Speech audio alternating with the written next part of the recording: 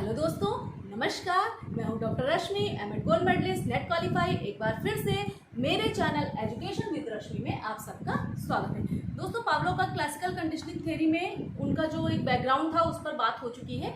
अगर आपने वो वीडियो नहीं देखा है तो कल वाला वीडियो आप पहले देखिए जाकर, लिंक मैं डिस्क्रिप्शन में डाल दूंगी, क्योंकि तभी आपको आगे का जो पूरा का पूरा इनका कॉन्सेप्ट है वो समझ में आएगा। तो समय को न खराब करते हुए सीधे के सीधे हम बढ़ते हैं। पावलोव ने अपने जो सिद्धांत में जो प्रयोग किया था, ठीक है, प्रयोग के बारे में हम बात करेंगे कि आखिर उनका प्रयोग क्या था।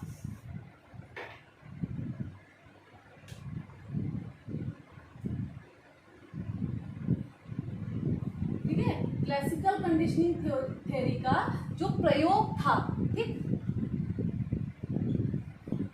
सबसे पहले तो क्लासिकल कंडीशनिंग थ्योरी किसने दिया था? एक रूसी मनोवैज्ञानिक इवान पेट्रोविच पावलोव ने दिया था। इनका जो प्रयोग था वो किस पर था?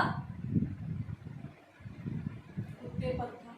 ठीक है, आपको सबको पता है, कहानी पता होगी। ठीक है, कि इन्होंने कुत्ते पर प्रयोग किया, खाना आया, लार निकली, ये सब। तो अब हम बात करते हैं उस बात की कि आखिर ये कॉन्सेप्ट शुरू कहाँ से हुआ। ठीक है, ये एक आप शरीर वैज्ञानिक थे। कौन थे? शरीर वैज्ञानिक।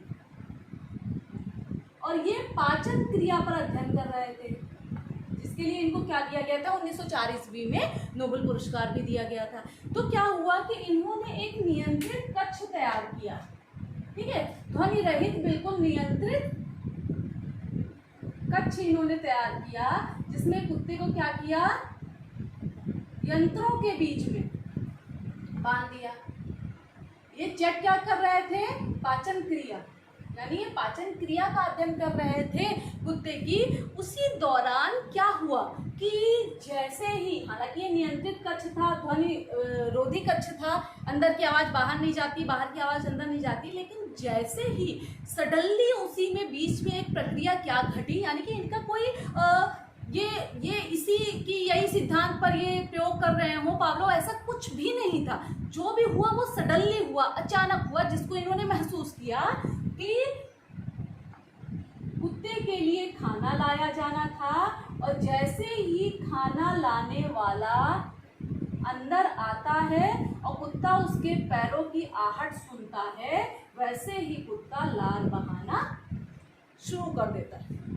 ठीक है, तो ये चीज महसूस की किसने? पावलोव ने ये चीज नोटिस की कि कमरे में कौन घुसा? खाना लाने वाला घुसा। उसके पैरों की आहट सुन के तुरंत कुत्ते ने क्या किया? लार बहाया। और ये सब घटना पूरी कितनी बीच में हुई, कितने टाइम में हुई? 5 सेकंड में। ठीक है, तुरंत क्या हुआ? पावलोव ने उस चीज के को समझा, उसको महसूस किया, और उससे ही उन्होंने किसका निर्माण किया? क्लासिकल कंडीशनिंग थ्योरी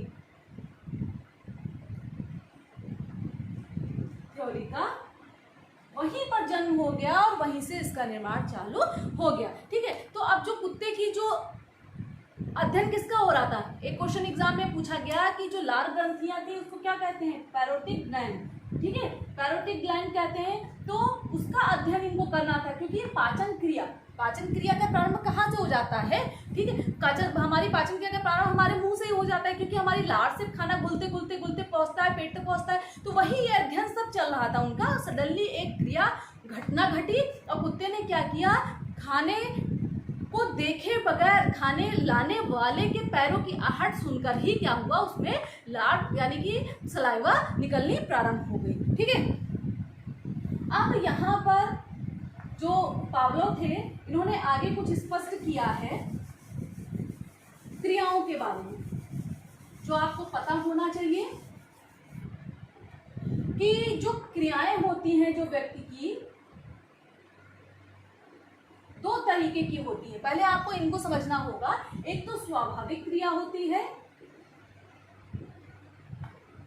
ठीक है, और दूसरी होती है अस्वाभाविक क्रिया।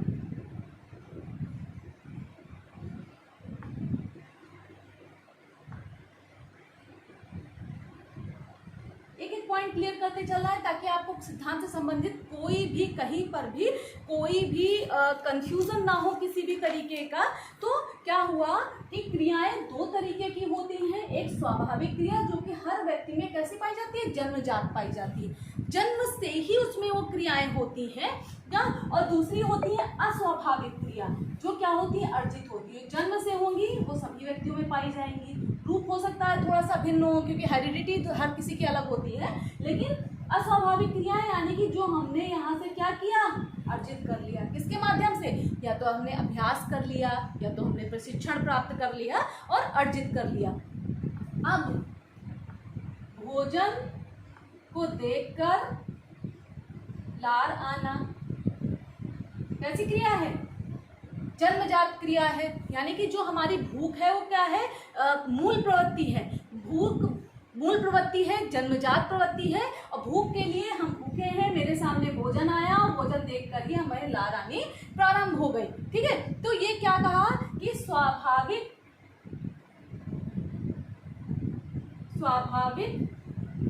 उद्दीपक के प्रति स्वाभाविक क्रिया। समझ में आ गया? ठीक है, कि भोजन, भूख लगने पर भोजन आया और भोजन देखकर लार बहाई, तो भोजन एक स्वाभाविक उद्दीपक था और लार बहाना एक स्वाभाविक क्रिया थी। अब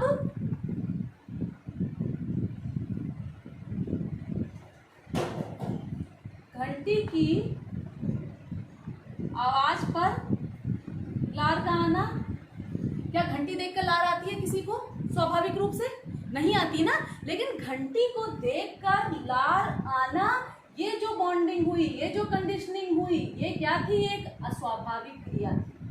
ठीक है, अस्वाभाविक उद्दीपक के प्रति अस्वाभाविक क्रिया थी, कि घंटी को देखकर किसी के मुख में लार आती ही नहीं है, लेकिन हमने इसको क्या किया, कंडीशनिंग के माध्यम से ट्रेनिंग, बार बार अभ्यास करके उस चीज को सीखा, कुत्ते को उस चीज को सिखाया गया। ठीक है, तो अब हम बात करते हैं कि इनका जो मेन जो सिद्धांत है, जो बात काम होता है, स्वाभाविक उद्दीपक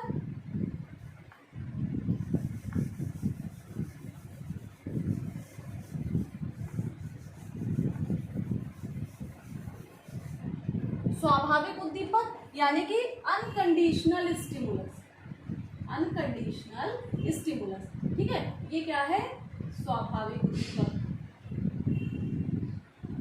और यहाँ पर स्वाभाविक उद्दीपक कौन सा था, भोजन। स्वाभाविक उद्दीपक को देखकर अनकंडीशनल रिस्पॉन्स भी होगा, यानी स्वाभाविक क्रिया होगी लार का आना। ठीक है, इससे क्वेश्चनिंग एग्जाम में होती है। आप वैसे तो कोई भी बीएड की, एमएड की लेवल की बुक, अच्छी सी कोई राइटर की बुक, अच्छी सी क्या कोई भी बुक आप उठा लेंगे साइकोलॉजी की, उसमें आपको ये मिल जाएगा। ठीक है, लेकिन समझने की बात ये है कि हमने स्वाभाविक उद्दीपक प्रस्तुत किया भोजन, और क्या हुआ, भोजन से लार आई। फिर हमने भोजन के पहले सीएस, कंडीशनल स्टिमुलस, क्या जोड़ दिया, घंटी जोड़ दी, और बार बार जब यही प्रक्रिया दोहराई गई, ठीक है, UCR, अभी तो लार आ रही है। क्यों? क्योंकि घंटी के साथ साथ क्या दिया जा रहा है, भोजन दिया जा रहा है। घंटी की आवाज सुनते ही एक ऐसी स्थिति आती है, एक ऐसी स्टेज आती है जहां पर सीएस यानी घंटी की आवाज सुनकर ही लार आने लगती है। और लेकिन यहाँ पर चूंकि भोजन था, रिस्पॉन्स किसके लिए हो रहा था, भोजन के लिए, तो ये अनकंडीशनल रिस्पॉन्स था। ठीक है, यानी स्वाभाविक उद्दीपक के प्रति स्वाभाविक क्रिया हो रही थी, लेकिन कंडीशनिंग किसके साथ हो गई, घंटी के साथ हो गई। तो घंटी के साथ कंडीशनल स्टिमुलस यानी घंटी क्या है, अस्वाभाविक उद्दीपक है, इसके प्रति अगर कोई कुत्ता लार बहा रहा है तो उसका रिस्पॉन्स यूसीआर नहीं होगा, जबकि क्या होगा, कंडीशनल रिस्पॉन्स होगा। यानी कि घंटी को देखकर, यानी उसकी क्या हो गई, कंडीशनिंग हो गई। घंटी को देखकर लार आना कुत्ते का एक अस्वाभाविक अनुक्रिया है। ठीक है, तो और ये कैसी अनुक्रिया, यही कंडीशनिंग है, यही स्टेज क्या है, अनुबंधन या कंडीशनिंग जिसको कहा जाता है। और ये जितनी बार दोहराई जाएगी, अगर मान लीजिए कि लगातार ये प्रक्रिया अपनाई गई, कुत्ते ने क्या सीख लिया कि घंटी की आवाज सुनते ही लार बहाने लगा। लेकिन बार बार जब केवल घंटी ही सुनाई गई, उसे भोजन नहीं दिया गया, तो कुछ समय तक तो उसने लार बनाया, यानी कि अनुबंधन उसका किसके साथ हो गया,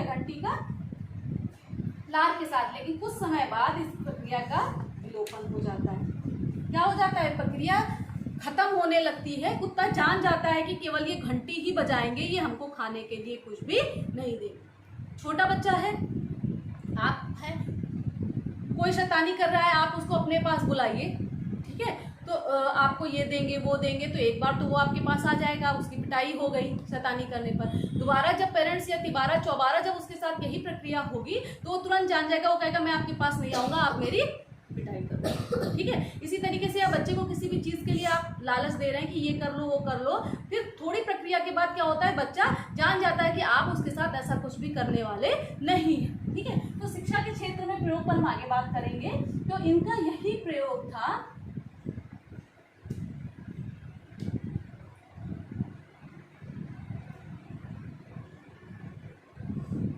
स्वाभाविक उद्दीपक के प्रति कैसी अनुक्रिया होगी? स्वाभाविक होगी। और अस्वाभाविक उद्दीपक के प्रति कैसी अनुक्रिया होगी? क्यों अस्वाभाविक अनुक्रिया होगी। क्वेश्चनिंग एग्जाम में होती है, अच्छे से पढ़िएगा, इसको ध्यान से पढ़िएगा, ठीक है। तो वॉटसन जो थे, ठीक है, जो वॉटसन थे व्यवहारवाद के समर्थक थे, उन्होंने पावलोव के सिद्धांत का समर्थन किया है। अब जो यहाँ पर सीएस और यूसीएस का जो ये यहाँ पर जो गैप है, अंतराल है, अगले वीडियो में हम उस पर बात करेंगे कि आखिर कितना अंतराल बीच में होना चाहिए कि जो कंडीशनिंग है या अनुबंधन है अच्छा होता है, ठीक है। कुत्ते को अगर मान लीजिए कि घंटी 1 घंटे पहले बजा दी और खाना 1 घंटे बाद दिया गया, तो क्या कंडीशनिंग हो पाएगी? नहीं हो पाएगी। तो जो इसका टाइम होता है बीच का, ठीक है, कंडीशनल स्टिमुलस और अनकंडीशनल स्टिमुलस का जो टाइम पीरियड होता है वो भी एक अहम रोल प्ले करता है कंडीशनिंग में। तो इसलिए आगे आने वाले वीडियो में हम उसमें बात करेंगे। उससे तो क्वेश्चनिंग होती है, नाम पूछा जाता है, अच्छी डिटेल से उसको पूरा का पूरा पढ़ाएंगे। तो आज के लिए बस इतना ही। उम्मीद है कि आपको समझ में आ गया होगा। अगर आपको वीडियो अच्छा लगा तो चैनल को सब्सक्राइब करिए, ज़्यादा से ज़्यादा लोगों तक शेयर करिए ताकि आपको इसका लाभ मिल सके। आज के लिए बस इतना ही। धन्यवाद।